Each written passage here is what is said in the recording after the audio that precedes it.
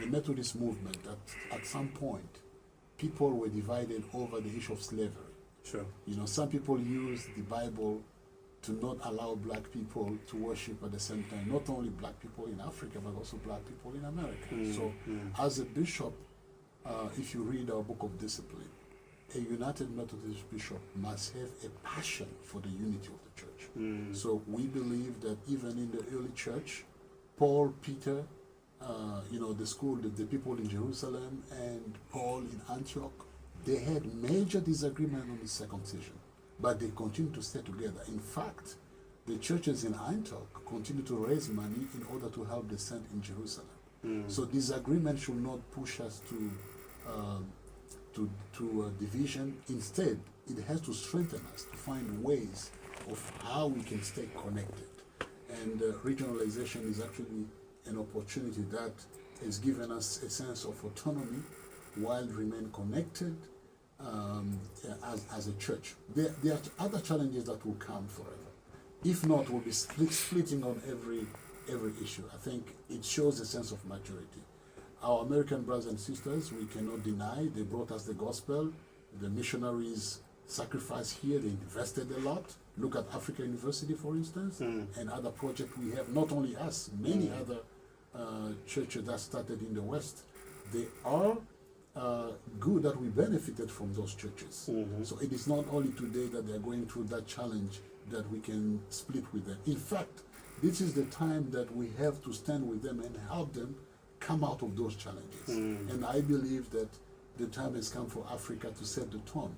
That's why I say we are no longer periphery, but we are now have an equal of relationship. We continue to have dialogue and conversation, but still standing on our front. Also allow us, remember, there's also a financial aspect. We started as Mission Point. We're mostly dependent on funding coming from outside.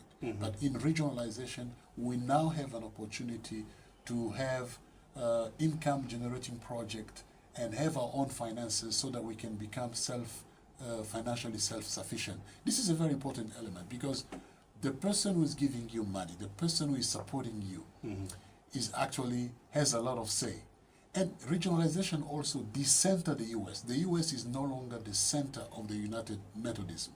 Let me share with you that the numbers in the U.S. have been shrinking. The church has been going down. In terms of membership, Africa now has a lot of members. So we are now have an equality of relationships. We relate not as center and periphery, but we now relate as equals, and we are given an opportunity to live in our own context, fund our own mission and ministry, and also going back to the Cosmos, that commission, the commission wanted to create indigenous churches with indigenous leaders who have the integrity. In the past, bishops used to be white people from America.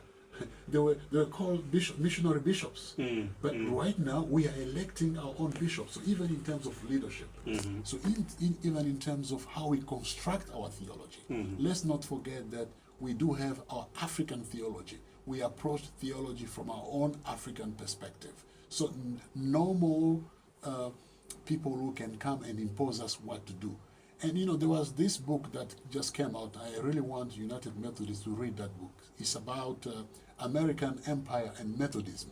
How can we decolonize the church? So in a sense, regionalization also help us to decolonize the church. We are who we are, and we are capable of preaching the gospel with our own resources. We are also capable of even sending missionaries to other parts of the world.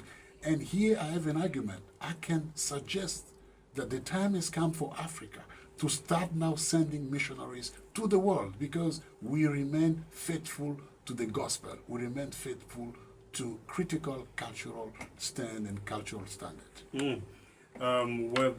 So in other words, you're saying the model does away with the core and the periphery? Yes, it does away because in the past, I told United Methodists, why would you look at America as heaven? America is not heaven. The God that we pray is not white. We pray our God. Our ancestors had experience with God. Our members in our villages, as poor as they can be, they have experience, they have seen miracles with their God. So why are we all the time listening to what is being taught to us from outside? We can also share our own experience. So that's why I talk about decentering the U.S. United Methodism is no longer about center and the periphery. We are not the periphery anymore. So, Bishop, some critics say regionalization may lead to a church of many doctrines. How do you respond to the concerns that it could create doctrinal inconsistency? There is no doctrinal consistency because I have here with me our general book of discipline, which emphasizes on our main doctrine, common faith, common membership, common episcopacy. That's why we have a council of bishops of the all United Methodists. And I will shock certain individuals. Marriage is not a doctrinal issue. It is a social issue. People read the Bible carefully. Do people realize that King Solomon had how many wives? He had 300 wives, 700 concubines, then he fell in love with a black woman. That was the culture of that day. I mean, the Bible was not written in a vacuum. It was written in a cultural setting. So marriage is a social issue. Let's separate that. But when it comes to our common faith, this year we are celebrating the 1,700 years of our confession of faith. We believe in God the Father. All of us as Christians around the world, even through the World Council of Churches, we abide by that same confession of faith. So those are doctrinal, and our doctrines is safeguarded in our general book of discipline as part of our constitution, which cannot be changed by one individual, but will continue to be, as I said, calling ourselves liberal, conservative. We are Africans. I think African will stand who we are. I think the world is diverse. We cannot be divided over one single issue, which is not even a doctrinal issue. We believe that instead of leaving, we should continue to advocate the same position. As I said, with the growth of Africa, we are able to transform this United Methodism. They are still essential part. In fact, what is essential? What is essential is mission. For the church to be relevant, you have to preach the gospel. You have to be able to provide health care. You have to be able to provide development. What do our people need? Our people do not need a debate on marriage, which is already concluded in our culture. Our people need education. Our people need health. Our people need development. Our people need leadership development. There is poverty to be dealt with. So that's why even in regionalization, we're going to emphasize on the centrality of mission. It is no longer about debating on issues which are not relevant to us.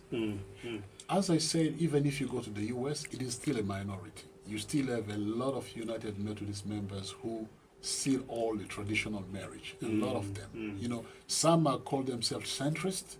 People will say, well, it is not people that can do what they do. But let me remind you, because in their country, from a legal perspective, that one is allowed. But that's not our issue.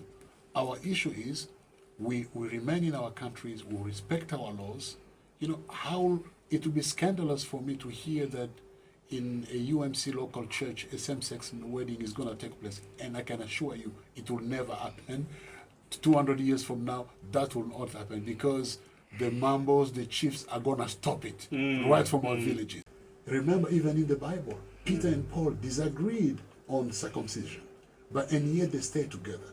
Disagreeing on an issue doesn't mean we have to split. Instead, we have all of us to commit and humble to the Holy Spirit so that the Holy Spirit can enlighten us. I firmly believe that African Christians, not only United Methodists, whether they are from other denominations, on this issue, they stand firm.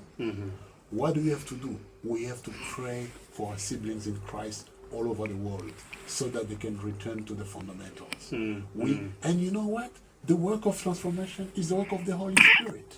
We have to love everybody. We have to welcome everybody in our churches, but we'll continue to preach the message of transformation, and we'll continue to stand on our values, and we'll continue to respect the laws of our country. Here in Zimbabwe, marriage is defined where? The Marriage Act that was enacted in 2022. You cannot be outside of those perimeters. If you are, you're going to be in trouble if you're a marriage officer. So we are the people of grace, we are the people of love, we are also the people of transformation. We believe that it is the work of the Holy Spirit to touch our siblings outside of Africa.